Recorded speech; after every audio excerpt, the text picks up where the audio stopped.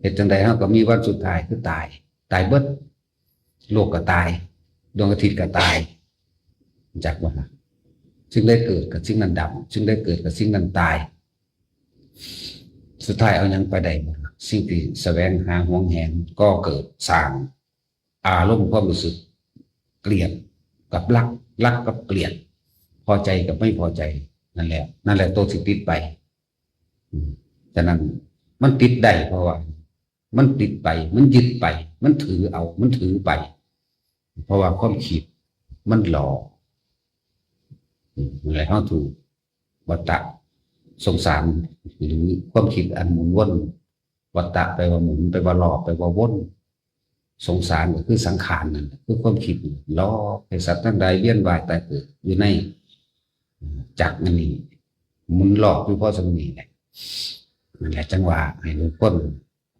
เขาบ่ต้องไปหาวิธีไปฝึกเองอีกดอกครับผู้ใดคิดว่ากูจะบ่เกิดอีกกูบ่เอาอีกแล้วกับใดๆทั้งปวงอยู่ในร่มโหลดมันถึงเป็นเราเองของมันมันมีหน้าที่รู้หน้าที่ดูหน้าที่เห็นซื่อๆแต่เขาควบคุมได้แล้วมันหลายอย่างวิธีทำให้จิตตั้งมั่นวิธีทำให้จิตเกิดสมาธิเพิ่นก็ใส่ซับเขาว่าทรงฌานเจริญฌานเพ่งอยู่ในฌานในความรู้สึกอันเดียวเด้อถ้ามันอยู่ได้แล้วมันก็เป็นสมาธิแค่ว่ามันตั้งมั่นอยู่ในความรู้สึกในกายเท่านี้เป็นตัวยึดไว้ก่อนถ้ามันตั้งมั่นดีแล้วหลายอันหลายอย่างมันจะเกิดขึ้นปรากฏการณ์สภาวะปรากฏการณ์ต่างๆเห็นไปเลยดอกมันจะสัมผัสไปเลยของมันเองดอก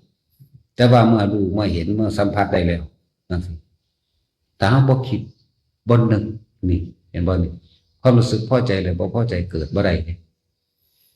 นั่นแหละจึงบอกว่าจิตถูกความคิดหลอกมานานแสนนานเลยเอาไปยึดยอดของอวิชชาทั้งปวงเด้อคือเขายึดว่าเจ้าของเป็นผู้รู้คือวิชานั่นเองความรู้จำและความรู้จริงขนาดความรู้จริงก็ยังบ่ให้ไปยึดเด้ว่ากูรู้จักบ่นั่นแล้วจังสั่นเด้ยอดของอวิชชาคือวิชาคือเข้าใจว่าตัวเองรู้แต่ไม่รู้ว่าตัวเอง